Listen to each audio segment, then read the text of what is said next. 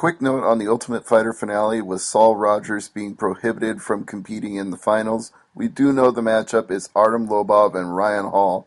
However, as of the release of this video, there is still not a line on the Hall versus Lobov fight. That leaves plenty of other intriguing fights on the main card.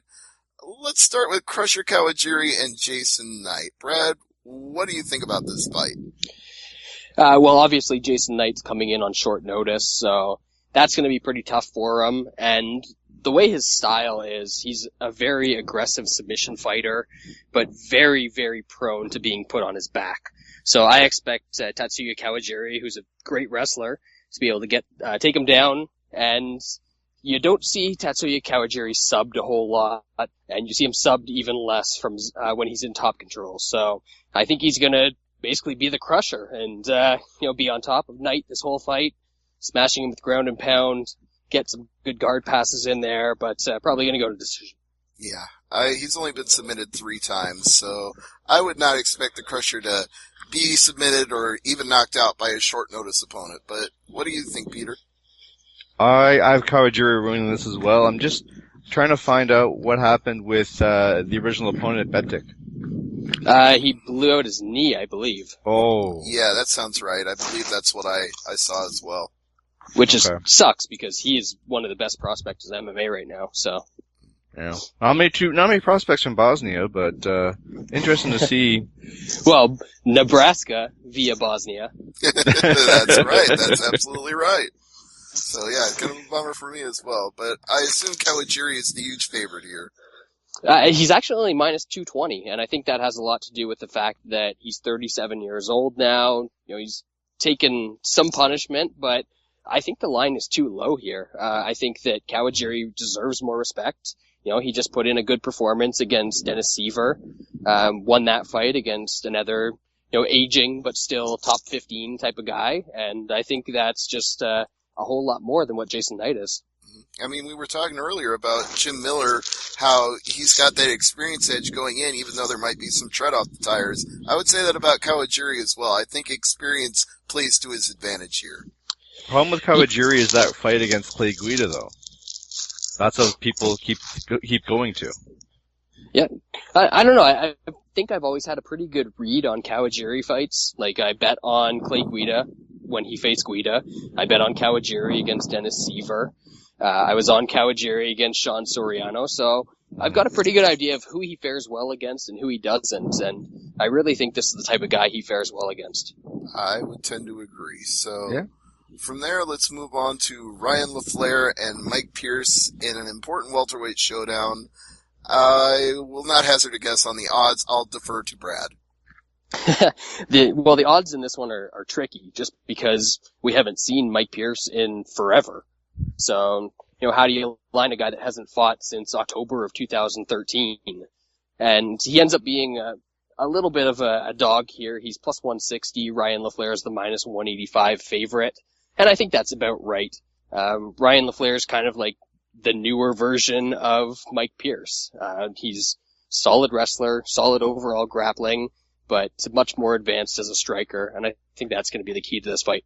Yeah, I think the only guy that's really made Ryan LaFleur look bad is Damian Maia, and that was just a one-sided fight for 5 rounds, but not from the striking. It was just from Maia being able to completely control him and dominate him on the ground. And I don't know if I see that from Mike Pierce, because the last time I remember seeing him, he got caught in a pretty nasty heel hook. Yeah, and that's part of the reason that he's been out for 2+ years, right? Right, exactly. And his opponent is probably out for even longer than that, considering he got suspended by World Series Fighting and slapped with a whole bunch of sanctions. Taquinho. Yeah, Never change. Taquinho. Never change.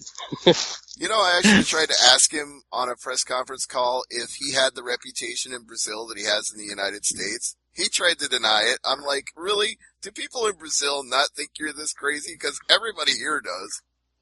I'm pretty sure they do, because I believe before he ever got into MMA, he was actually in a jiu-jitsu tournament, I want to say against Damian Maia, and he held on to a heel hook extremely long in that as well. So it's not just something that started once he got into MMA. No, I'm sure he's been this way his whole life, which is probably why he shouldn't be competing in grappling tournaments or MMA. He should probably just leave the sport altogether, which, if nobody will sanction him to fight, may be his only choice anyway. I'm sure that he could get a job teaching leg locks down in Brazil somewhere. Yeah, if you don't mind risking the injury from when he shows you how to apply it. Just somebody should patent like a special type of boot, so when you're training leg locks with Taquinho, you don't actually get your leg ripped off. Yeah, that would be a license to print money, as Artie Reynolds would say. So.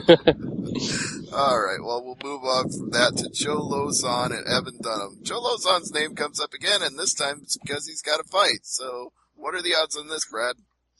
Evan Dunham is almost a 2-1 favorite. He's minus 190. Joe Lauzon is plus 165. So another fairly competitive line, and it's another tricky one because Evan Dunham to me is the type of guy that you can never really bet as any sort of decent favorite. If he's plus 200 against almost anybody in the lightweight division, I'll probably take a shot on him because he's got those skills, but you never know if he's going to come out and use them as well as he should. So minus 190 for me is a pass, but I do think Evan Dunham gets the win. I kind of like Lauzon in this fight. I think 3 out of his last 4 have been quality wins against quality guys. Danzig, Chiesa, and Gomi. Gomi's probably fading a little, so maybe not as much, but he's still a legend in the sport, so I think knocking him out is still a feather in the cap of Lauzon. And Lauzon is a guy that consistently gets fight of the night and submission of the night bonuses. He's a guy who shows up. Even if he doesn't look like a favorite going into a fight, he always shows up in the fight. So I kind of like him as the dog in this one. What about you, Peter? Yeah, I see this fight going to the distance, and saying that I have Dunham winning. If this fight is stopped, it's because Lauzon stopped the fight and he won the fight. But if this fight goes to the judges, it's Dunham's fight to win, and this fight, in my opinion, Dunham wins by unanimous decision. I think that assessment's pretty bang on. Lauzon is a guy that, as you said, doesn't go to decision a whole lot. He's always looking for the finish, and Dunham is much more of a guy who picks up points with his style.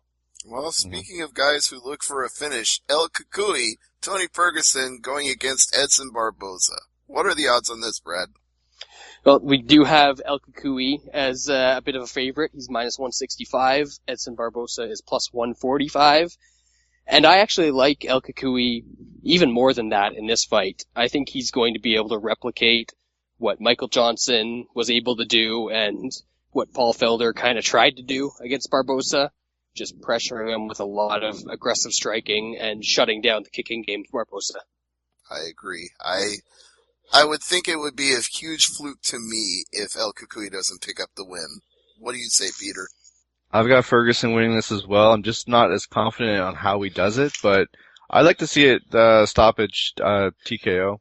It's been a little bit since we've seen him get one of those. I think we got to go all the way back to Katsunori Kikuno. Yeah, I think that's about right. And the thing is that Tony Ferguson's one of those guys, kind of like Uriah Faber, who we'll talk about in a few minutes, where after he hurts you, he doesn't necessarily go for the knockout. He likes to jump on a submission instead and sort of finish in style. Right. Yeah, he likes to rock a guy and then jump on him while he's rocked. Yep. And that's probably how it goes in this one, but we'll see. We'll see on Friday night. And that leads us to the main event for right now, because we still don't know what the TUF finale fights are going to be, so we got to talk about the one fight we do know, and that's Frankie Edgar and Chad Money Mendes. And I think this is virtually a coin flip, but what do I know? I defer to Brad. Well, it's pretty close. Right now, Frankie Edgar, slight favorite. He's minus 150. Chad Mendes is plus 130. So close line. It's probably going to end up a lot closer when it comes to fight time. So the line moved in Edgar's favor pretty early on, kind of sat there.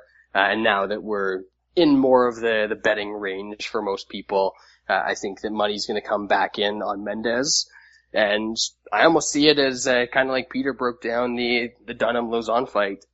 If it's a stoppage, I think that that's going to be Chad Mendes picking up the win. If it goes to decision, I think that Frankie Edgar is going to pull it off again. Well, if you look at that Edgar Faber fight, that would certainly lead you to think that Edgar can outpoint somebody over 5 rounds, but I think Chad Mendes has a lot more to offer in this fight than he did in the fight with Conor McGregor, because he's not taking it on 2 weeks. Yeah, that was obviously a huge factor in the McGregor fight. But, it's not going to get a whole lot easier from a cardio perspective going up against Frankie Edgar, who's always one of the most well-conditioned fighters in MMA. Oh yeah, he was a beast at lightweight, and he's even better at featherweight. It seems like that was the natural weight class for him all along, and he just didn't know it because he had a title for a while. Yeah, it's hard to tell a guy to move down in weight when, he's the champion, right? And right. Even in his losses, most people felt he won those fights, so, I wouldn't have even begrudged him for sticking around at lightweight. I always thought he would, but now that he's at featherweight, it's just, I defer to the fact that he's tailor-made for that weight class, so I think this will be a good fight. I think if it goes the distance, I favor Edgar, so I'll go ahead and put my money on him. I've got Mendes on this one. Look at his record. He's only gotten beaten by Aldo and McGregor. Mm-hmm. Frankie Edgar is not going to knock out Chad Money Mendes here. He's going to try to point out the decision. Mendes is going to take advantage. He's going to win. All I know is whoever of these two wins, I want to challenge the champion, whether it's McGregor or whether it's Aldo. Hopefully Aldo doesn't retire if he wins, which we've been hearing rumors about. But I'm just saying, whoever wins this fight, I want to challenge the champion. Yeah, and they definitely deserve it. These are the clear, number 3 and 4 guys in the division. And honestly, I think that, it's probably more likely that the winner of this fight is the second best guy in the division, even if it is Chad Mendes, who just got knocked out by Conor McGregor. I think the lines will change after the weigh-ins. They could, because Mendes is gonna, even though Edgar used to fight at lightweight, Mendes is probably gonna look a lot bigger than him at weigh-ins. Oh yeah, those Team Alpha Male guys, they get pretty big and then cut water weight right at the last minute, so he's probably gonna come in there jacked to the gills. Yeah. Yeah, he looks good getting off the bus, as they say, Chad Mendes. Really, almost all those alpha male guys do. You get a look at Lance Palmer lately, that guy is ripped. Yep, exactly. I can't wait for him to get in the UFC, actually. Yeah, well, if he keeps defending the title at featherweight in WSOF, sooner or later they're going to come calling, because he's going to run out of quality competition. Yeah, I think he's probably out of it already over there. Well, we'll see how Alexander Dalmeida does. Yeah, are there lines on that? No, not yet. Oh, okay. Well, we'll check back with you later and maybe find out, because it's only like a week and change away. In fact, it's in the exact same venue, the Chelsea at the Cosmopolitan. That'll probably be around Tuesday or Wednesday of next week. We'll see lines for that. We move from there to UFC 194. The party just keeps on going. No pun on Lance Palmer there, but we got a lot of fights going on this week. So Saturday night is going to be rocking at the MGM Grand.